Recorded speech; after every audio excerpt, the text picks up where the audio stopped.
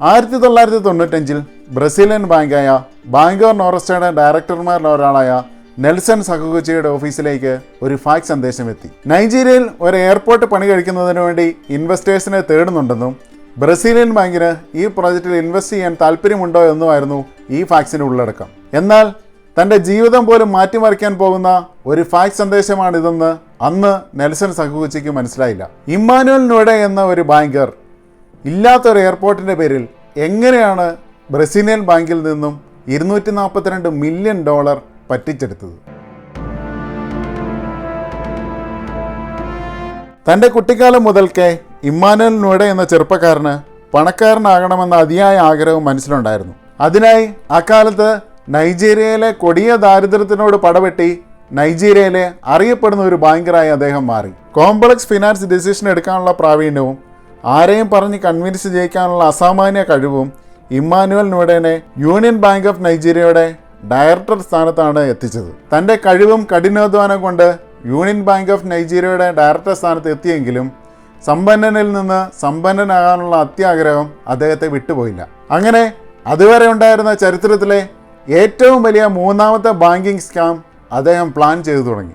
1990കളിൽ Nigeria ഒരു ട്രാൻസ്ഫോർമേഷനിലൂടെ കടന്നു പോകുന്ന കാലഘട്ടമായിരുന്നു. അന്ന് നൈജീരിയയുടെ തലസ്ഥാനമായി അബൂജ എന്ന സിറ്റിയെ പ്രഖ്യാപിച്ചു.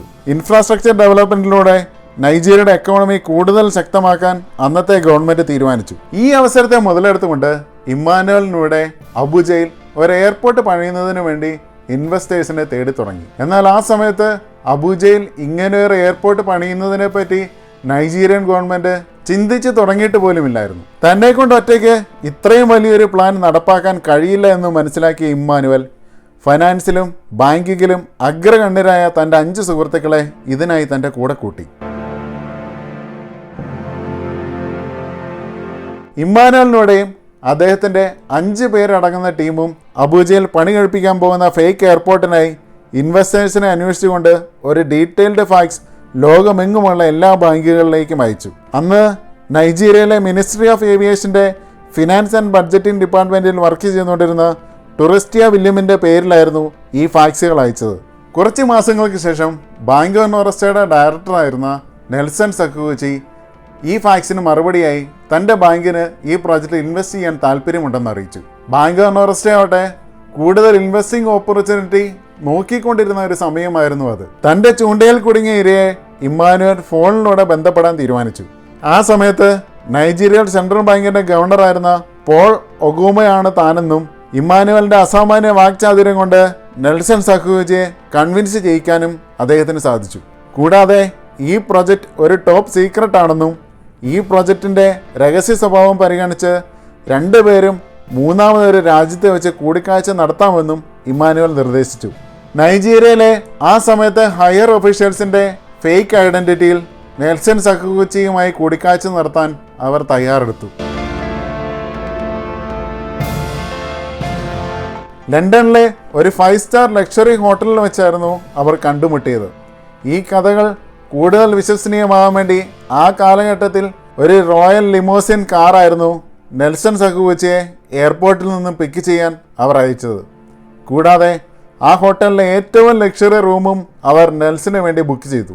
ഇമ്മാനുവലിനൂടെ തന്നെ സ്വയം പരിചയപ്പെടുത്തിയത് താൻ നൈജീരിയയിലെ സെൻട്രൽ ബാങ്ക് ഓഫ് ഗവർണറായിട്ടാണ്.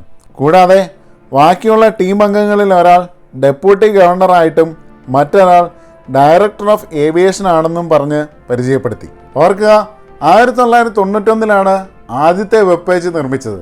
അന്നത്തെ കാലത്ത് ഇൻ്റർനെറ്റ് ഇത്രയധികം പ്രചാരത്തിലെത്തിയിരുന്നില്ല. അന്ന് ഗൂഗിൾ ചെയ്യാനുള്ള ഓപ്ഷനും ഇല്ലായിരുന്നു. അന്ന് ആ കൂടിക്കാഴ്ചയിൽ എയർപോർട്ടിൻ്റെ ഡീറ്റെയിൽഡ് പ്ലാനിങ്ങും ബിസിനസ് പ്രപ്പോസലുകളും തുടങ്ങി അവർ പറയുന്നതിനെ സാധൂകരിക്കുന്ന എല്ലാ ഡോക്യുമെൻറ്റുകളും നെൽസൻ്റെ മുന്നിൽ അവർ അവതരിപ്പിച്ചു. അങ്ങനെ നെൽസൺ ഇമ്മാനുവലും സംഘവും വിരിച്ച കെണിയിൽ പൂർണ്ണമായും അകപ്പെട്ടു. 5 വർഷത്തിന് ശേഷമാണ് ഈ പ്രൊജക്റ്റിൻ്റെ നിർമ്മാണം ആരംഭിക്കാൻ പ്ലാൻ ചെയ്തിരിക്കുന്നതെന്നും അതുവരെ ഈ പ്രൊജക്റ്റ് ഒരു ടോപ്പ് സീക്രട്ടായി തുടരണമെന്നും ഇമ്മാനുവൽ നെൽസനെ ഓർമ്മിപ്പിച്ചു. നിർമ്മാണം ആരംഭിക്കുമ്പോൾ എപ്പോൾ വേണമെങ്കിലും ഫണ്ട് തരാൻ ബാങ്ക് തയ്യാറാണെന്ന് നെൽസൺ അറിയിച്ചു. എന്നാൽ ഇത്രയും വലിയ പ്രൊജക്റ്റിൻ്റെ പ്ലാനിങ്ങിന് വിവിധ കമ്പനികളെ ഹയർ ചെയ്യാനും ഫണ്ട് ഇപ്പോഴേ ആവശ്യമാണെന്ന് ഇമ്മാനുവൽ അദ്ദേഹത്തെ കൺവിൻസ് ചെയ്യാൻ ശ്രമിച്ചു. നെൽസന്റെ മുഖത്ത് ചെറിയൊരു സംശയം വരുന്നത് ശ്രദ്ധിച്ച് ഇമ്മാനുവൽ ഈ പ്രൊജക്റ്റിന് വേണ്ടി വേറെയും നിരവധി ഇൻവെസ്റ്റേഴ്സ് റെഡിയാണെന്നും ഇതൊരു ഫെയർ ഡീലാണെന്ന് നെൽസന് തോന്നുന്നില്ലെങ്കിൽ എപ്പോൾ വേണമെങ്കിലും പിന്മാറാമെന്നും അറിയിച്ചു. കാരണം ഈ പ്രൊജക്റ്റ് എത്രയും വേഗം തുടങ്ങി എത്രയും വേഗം പൂർത്തീകരിക്കാനാണ് ഗവൺമെൻറ് പ്ലാൻ ചെയ്യുന്നതെന്നും അദ്ദേഹം നെൽസനെ അറിയിച്ചു. ഇത്രയും വലിയൊരു ഇൻവെസ്റ്റിംഗ് ഓപ്പർച്യൂണിറ്റി മിസ്സാക്കാൻ നെൽസൺ തയ്യാറല്ലായിരുന്നു. ഇത്രയും വലിയൊരു പ്രൊജക്റ്റ് ആയതിനാൽ താൻ ഈ ഡീലിനോട് എഗ്രി ചെയ്താലും ബാങ്ക് മാനേജ്മെന്റ് എഗ്രി ചെയ്യാൻ സാധ്യത കുറവാണെന്ന് അദ്ദേഹം ഇമ്മാനുവലിനെ അറിയിച്ചു. മാനേജ്മെന്റിനെ കൺവിൻസ് ചെയ്ത് ഈ പ്രൊജക്റ്റ് മുൻപോട്ട് പോയാൽ നെൽസന് $10 മില്യൺ കമ്മീഷൻ നൽകാമെന്ന് ഇമ്മാനുവൽ ഓഫർ ചെയ്തു. ആ ഓഫർ കൂടി കേട്ടപ്പോൾ നെൽസൺ ഈ ഡീൽ അംഗീകരിച്ച് $242 മില്യൺ ഫേക്ക് എയർപോർട്ടിന്റെ എഗ്രിമെന്റിൽ അദ്ദേഹം ഒപ്പുവെച്ചു. അന്ന് ആ മീറ്റിംഗ് കഴിഞ്ഞ് ലണ്ടൻ വിടുന്നതിന് മുൻപ് തന്നെ നെൽസനെ കൺവിൻസ് ചെയ്ത് $3 മില്യൺ ഇമ്മാനുവൽ ട്രാൻസ്ഫർ ചെയ്യിച്ചിരുന്നു. 1995 മുതൽ 1998 വരെ ഏതാണ്ട് $242 മില്യൺ ബാങ്കോർ നൊറസ്റ്റോയിൽ നിന്നും ഇല്ലാത്ത എയർപോർട്ടിന്റെ കൺസ്ട്രക്ഷന് വേണ്ടി ഇമ്മാനുവലിന്റെയും കൂട്ടാളികളുടെയും ബാങ്ക് അക്കൗണ്ടിലേക്ക് വന്നു. കൂടാതെ നെൽസന് അവരിലുള്ള വിശ്വാസം നിലനിർത്തുന്നതിന് വേണ്ടി എയർപോർട്ടിന്റെ കൺസ്ട്രക്ഷനുമായി ബന്ധപ്പെട്ടുള്ള ഫേക്ക് കോൺട്രാക്റ്റുകളിലും മറ്റ് ഫേക്ക് ഡോക്യുമെന്റ്സും അവർ നെൽസന് അയച്ചുകൊണ്ടേയിരുന്നു. ഈ $242 മില്യൺ ഇമ്മാനുവൽ ലോകത്തിലെ വിവിധ തരം ബാങ്കുകളിൽ നിക്ഷേപിച്ചു.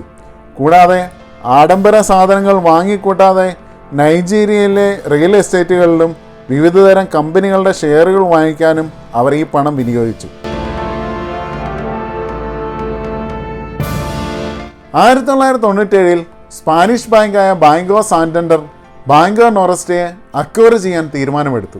ഈ ബാങ്ക് ലയനത്തിന്റെ സമയത്താണ് $242 മില്യൺ കുറവ് ബാങ്ക് മാനേജ്മെന്റിന്റെ ശ്രദ്ധയിൽപ്പെട്ടത്. അങ്ങനെ ബാങ്കിന്റെ ഒരു ഡയറക്ടറായിരുന്ന നെൽസൺ സഖൂച്ചിലേക്ക് ഈ അന്വേഷണം നീണ്ടു. ആദ്യമൊക്കെ അദ്ദേഹം ഈ പണത്തിന്റെ കാര്യം മറയ്ക്കാൻ ശ്രമിച്ചെങ്കിലും ഒടുവിൽ അബൂജയിലുള്ള എയർപോർട്ടിന്റെ പ്രൊജക്റ്റിലേക്കുള്ള ഇൻവെസ്റ്റ്മെന്റിനെ പറ്റി അദ്ദേഹം ബോർഡ് മെമ്പേഴ്സിനോട് പറഞ്ഞു. അങ്ങനെ അന്ന് വരെയുള്ള ചരിത്രത്തിലെ മൂന്നാമത്തെ ബാങ്കിങ് സ്കാമിനെ പറ്റി ലോകമെങ്ങും അറിഞ്ഞു. ഒരു ഇൻവെസ്റ്റിഗേഷൻ ടീം ഈ സ്കാം അന്വേഷിക്കുന്നതിന് വേണ്ടി ഫോം ചെയ്തു. അങ്ങനെ എല്ലാ അന്വേഷണങ്ങളും ഒടുവിൽ നൈജീരിയയിൽ എത്തി നിന്നു. ആ സമയത്ത് നൈജീരിയയിൽ പ്രോപ്പറായിട്ടുള്ള ഒരു ഫിനാൻഷ്യൽ കൺട്രോളോ ഫിനാൻഷ്യൽ ഫ്രോഡുകൾ തടയാവുന്നതിന് വേണ്ടിയിട്ടുള്ള നിയമങ്ങളോ ഇല്ലായിരുന്നു. അതുകൊണ്ട് തന്നെ ഈ സ്കാമുമായി ബന്ധപ്പെട്ട ആളുകളുടെ ഡീറ്റെയിൽസ് ലഭിക്കാൻ ഒരുപാട് നാളെടുത്തു. ഒടുവിൽ ഇമ്മാനുവലിനെയും സംഘങ്ങളെയും അവർ കണ്ടെത്തി. പക്ഷെ ആ സമയത്ത് ഫിനാൻഷ്യൽ ഫ്രോഡുകൾക്കെതിരെ നൈജീരിയയിൽ നിയമങ്ങൾ ഇല്ലാത്തതിനാലും തൻ്റെ പണം കൊണ്ട് ആ സമയത്തുണ്ടായിരുന്ന ഒഫീഷ്യൽസിനെ എല്ലാം വിലയ്ക്ക് വാങ്ങിയതോടെ ഇമ്മാനുവൽ ഒരു സ്വതന്ത്ര മനുഷ്യനായി നൈജീരിയയിൽ തുടർന്നു. ഈ സമയമായപ്പോഴേക്കും സാന്റൻഡർ ബാങ്കും നൊറസ്റ്റോ ബാങ്കിൻ്റെയും ലയന നടപടികൾ പൂർത്തിയാകുകയും നെൽസൺ സഖൂച്ചിയെ ഫിനാൻഷ്യൽ ഫ്രോഡിന്റെ പേരിൽ ജയിലിൽ അടയ്ക്കുകയും ചെയ്തു. 2002 നൈജീരിയയിലെ പുതിയ പ്രസിഡന്റായി ഒളുസ്ഗൻ ഒബാസാഞ്ചോ ചുമതലയേൽക്കുകയും നൈജീരിയയിൽ കൂടിക്കൂടി വരുന്ന ഫിനാൻഷ്യൽ ഫ്രോഡ് കേസുകൾക്കെതിരെ നിയമനിർമ്മാണവും നടത്തി. 2004 ഇമ്മാനുവലിനെയും സംഘത്തെയും ഫിനാൻഷ്യൽ ഫ്രോഡിന്റെ പേരിൽ അറസ്റ്റ് ചെയ്തു. ഒടുവിൽ ഈ ഫിനാൻഷ്യൽ ഫ്രോഡിനെതിരെ വിചാരണ ആരംഭിക്കുകയും വിചാരണ വേളയിൽ നിരവധി ഒഫീഷ്യൽസിനെ ഇമ്മാനുവൽ കൈക്കൂലി നൽകി അദ്ദേഹത്തിന്റെ സൈഡിൽ ചേർക്കുകയും ചെയ്തു. 2005 നൈജീരിയയിലെ ഹെഡ് ഓഫ് കമ്മീഷനായിരുന്ന നുഹു റിവാദുവിനെ ബ്രൈബ് ചെയ്യാൻ ശ്രമിച്ചെങ്കിലും റിവാദു ഈ കൈക്കൂലി നിരസിക്കുകയും അറ്റംപ്റ്റ് ഓഫ് ബ്രൈബ് കേസും ഇമ്മാനുവലിന്റെ കേസിൽ ആഡ് ചെയ്തു. വിചാരണയ്ക്കൊടുവിൽ 29 വർഷ തടവും $10 മില്യൺ ഫൈനും കൂടാതെ ഇമ്മാനുവൽ നൂഡയുടെയും സംഘങ്ങളുടെയും സ്വത്തുകൾ കണ്ടുകെട്ടി വിക്ടിംസിന് നൽകാനും കോടതി വിധിച്ചു.